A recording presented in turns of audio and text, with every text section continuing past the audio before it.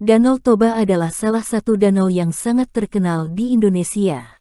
Banyak sekali wisatawan dari dalam negeri hingga para turis asing yang ingin mengunjungi situs wisata ini.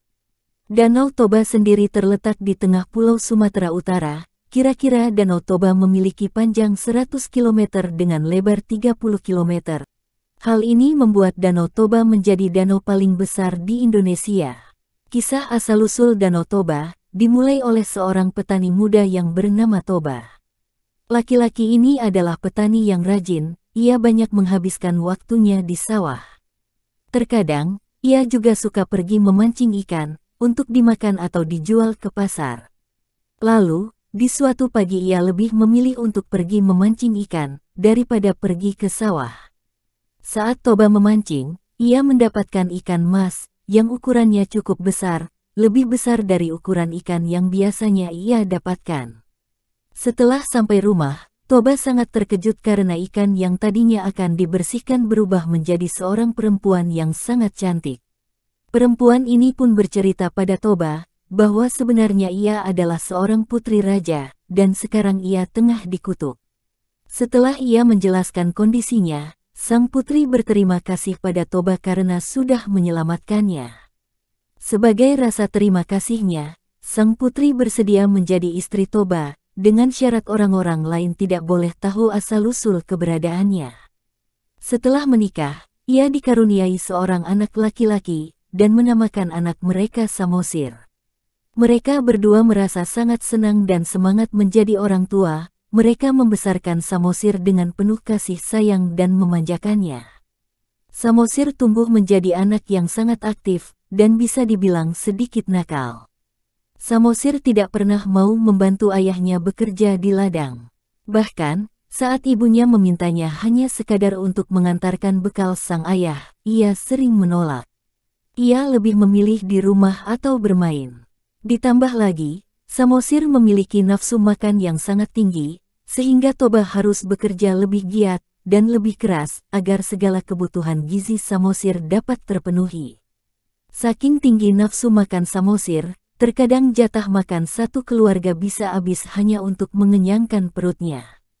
Meski begitu, Toba dan istrinya tidak merasa keberatan dan tetap berusaha agar anaknya bisa selalu merasa senang dan kenyang.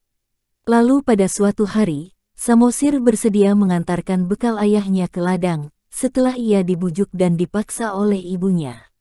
Dengan berat hati dan melawan rasa malasnya sekuat tenaga, Samosir berjalan ke ladang sambil membawa bekal ayahnya.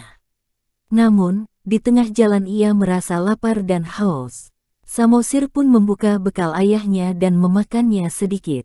Awalnya, Samosir hanya memakan satu gigit, tapi ia masih merasa lapar dan belum puas. Samosir pun membuka bekal ayahnya kembali dan memakan beberapa suap, hingga pada akhirnya hanya tersisa sedikit makanan dan minuman di dalam bekal ayahnya.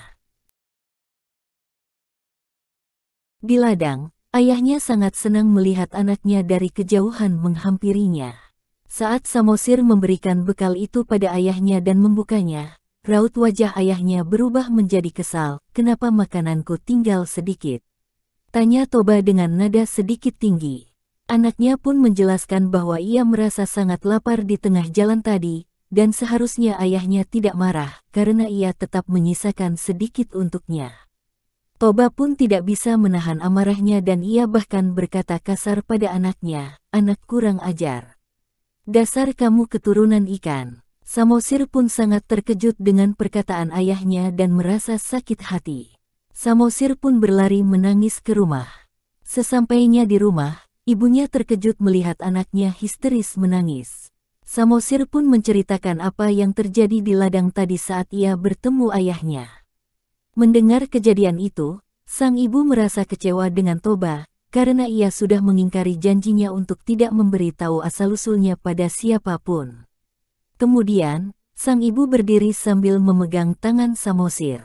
Dalam hitungan detik, mereka sudah menghilang.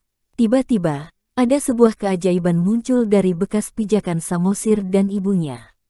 Ada sebuah aliran air yang sangat deras hingga tidak bisa dibendung dari bekas pijakan kaki mereka berdua. Saking derasnya aliran air yang mengalir, desa itu pun lama-lama tenggelam. Akhirnya, terbentuklah sebuah danau akibat hal ini. Danau ini dinamakan Danau Toba, pulau-pulau kecil di tengahnya pun disebut Pulau Samosir, untuk mengenang anak laki-laki ini. Sebenarnya, ada beberapa hal yang bisa kita pelajari dari kisah ini.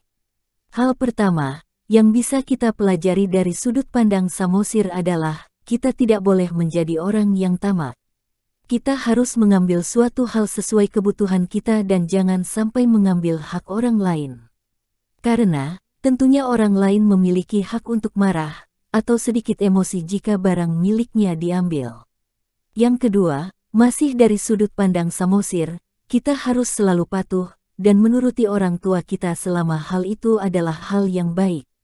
Jangan menolak, apalagi melawan mereka. Yang terakhir, kita bisa mengambil pelajaran dari sudut pandang Toba. Meski dalam kondisi marah, kesal, atau kecewa, kita harus selalu menepati janji yang sudah kita buat. Latih diri agar tidak mudah terbawa emosi, dan menyakiti orang lain dengan kata-kata kita. Mengajarkan pelajaran hidup, dengan bercerita memang bisa menjadi lebih mudah, karena anak-anak akan mendengarkan dan mencerna pesan yang tersirat dengan lebih baik. Selain itu, jika kita menceritakan kisah seperti ini pada anak menggunakan bahasa asing, hal ini juga bisa berguna untuk mengajarkan mereka beberapa kosakata dalam bahasa baru. Semoga kisah ini membuka wawasan kita untuk mengenal sejarah-sejarah yang ada di Indonesia. Dari Merdeka 45 melaporkan.